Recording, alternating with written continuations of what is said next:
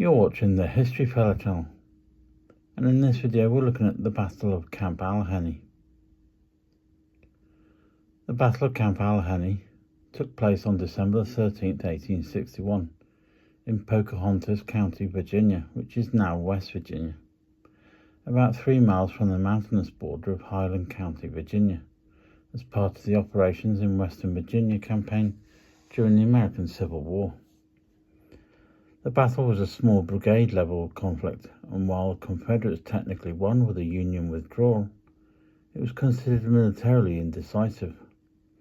However, it had critical implications for the future border of Virginia and West Virginia, ensuring Highland County remained in Confederate hands and would not be involved in the formation of the future state of West Virginia. In December, Confederate forces under Colonel Edward Johnston occupied the summit pass of Allegheny Mountain.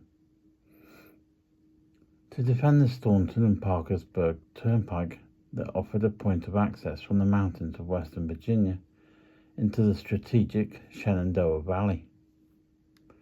This was called the Monterey Line, named for the village behind them in Highland County. The occupation of the high mountain pass coincided with a bitter winter, with much suffering and disease among the Southern troops.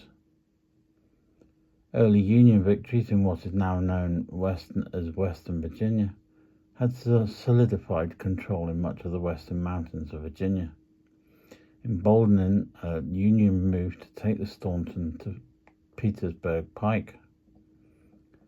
Perhaps thinking that Confederate morale was low, a Union brigade of 2,000 men under Brigadier General Robert H. Milroy attacked Johnson and his 1,200 Confederates at sunrise on December the 13th. Milroy's advance and a Confederate scouting party had skirmished on December the 12th. The next morning, Milroy divided his troops into a two-pronged attack to flank the Confederate camp. The first column advanced up the Staunton-Parkersburg Pike, engaging the Confederate right side for several hours before withdrawing. Because of the difficult mountain terrain, the second Union column arrived shortly after the withdrawal of the first column, therefore unable to support the main body of Union troops on the right as planned, but then attacked the Confederate left. When the left column of Union forces arrived, an officer believed that they were his own pickets returning, ordered his men not to fire, and rode forth to bring them back into camp. The Confederate officer was killed by a shot from the Union troops, and the second part of the battle commenced with fierce fighting. After the right Union column had withdrawn, Johnson ordered all his troops, who had been fighting there, to join the battle on the left flank, and the concentrated Confederate fire broke up the left Union assault, and the final Union troops withdrew. In a piercing winter wind, fighting had raged for much of the sunlit morning, as each side manoeuvred onto the hillside slopes, fields and woods to gain the advantage. On the right flank, Milroy's force found a position in a mountain clearing, among the fallen timber, stumps and brush, which proved to be too difficult for the Confederate infantry to dislodge. A Confederate artillery battery unlimbered and unleashed a storm of round shot and canister among them, knocking their timber defences about their heads and making their nest too hot to hold them. The fighting on the right moved back and forth from advance to retreat, with the Union temporarily occupying the post, only to be driven off. The Confederates attempted their own flanking manoeuvres, which quickly failed because their force was too thin. The fighting was in such close quarters that the Confederate cannons in the fortification could not be used. After fighting for over 7 hours, without taking the position, Milroy's troops withdrew, retreating to his camps at Green Spring Run near Cheat Mountain. Johnson claimed the Confederate losses were 20 men killed and 96 wounded and 28 missing. Confederate units under Johnson's command during the battle were the 12th Georgia Regiment, the 52nd Virginia, the 31st Virginia, and a detachment of Pennsylvania cavalry, which fought dismounted with carbines, and the Lee battery of the Virginia Light Artillery, consisting of 4 pieces. The battle, though considered insignificant compared to later battles in the Civil War, which was actually one of the bloodiest in the initial year of the war, between April and December 1861. The Union casualties are estimated at 137, and Confederate casualties at 147. Johnson would receive the nickname Allegheny Johnson for his role at the battle and for his commanding of the Forbidden Mountain post.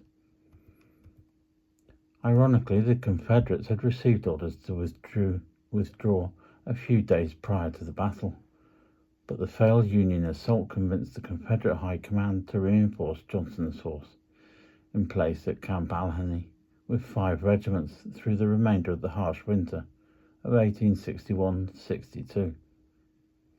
The weather was bitter snow and was often knee-deep, something the Southern soldiers, mainly from Georgia and Virginia, were not accustomed to. The toll on the Confederate troops was brutal.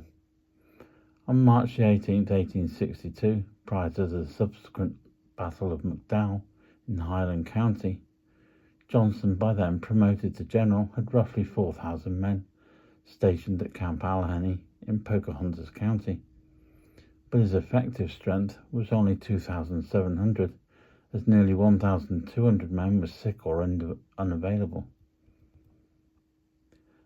After the Battle of Camp Allegheny, Johnson also knew that the post was vulnerable to being flanked, and believed that Shenandoah Mountain, 40 miles to the southeast, was a better position to defend the Staunton to Parkersburg's Pike and the approaches to the Shenandoah Valley. Combined with the loss of men in the harsh mountain winter and the logistical challenges of keeping the remote mountain post effectively supplied, General Robert E. Lee agreed to let Johnson abandon the post in favor of the Shenandoah Mountain on April 2, 1862. By April 6, 1862, Johnson's constructed Fort Edward Johnson at the site on Shenandoah Mountain, just 26 miles west of Staunton. However, the new fortification was soon abandoned on April 19th, when Johnson left to rendezvous with the Confederate Army General Thomas Stonewall Jackson in advance of the Battle of McDowell. The battles in the rugged and mountainous region of Western Virginia were small by later standards, but left an enduring footprint because those counties that were in the Union control formed the nucleus of the new state of Western Virginia.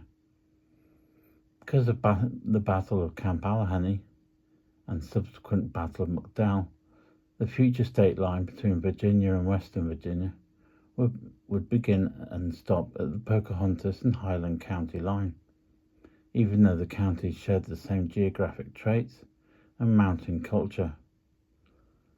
Neither Pocahontas County nor Highland County participated in the creation of West Virginia, but Pocahontas was included in the new state nevertheless, as part of the Congressional Statehood Bill, while Highland remained in part of Virginia.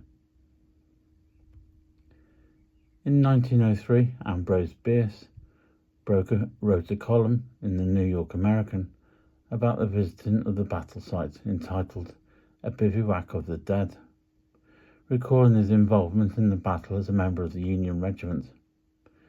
Bierce wrote movingly about the sacrifice and suffering of the men in this little-remembered battle in a remote area, and hauntingly about how little the battlefield had changed.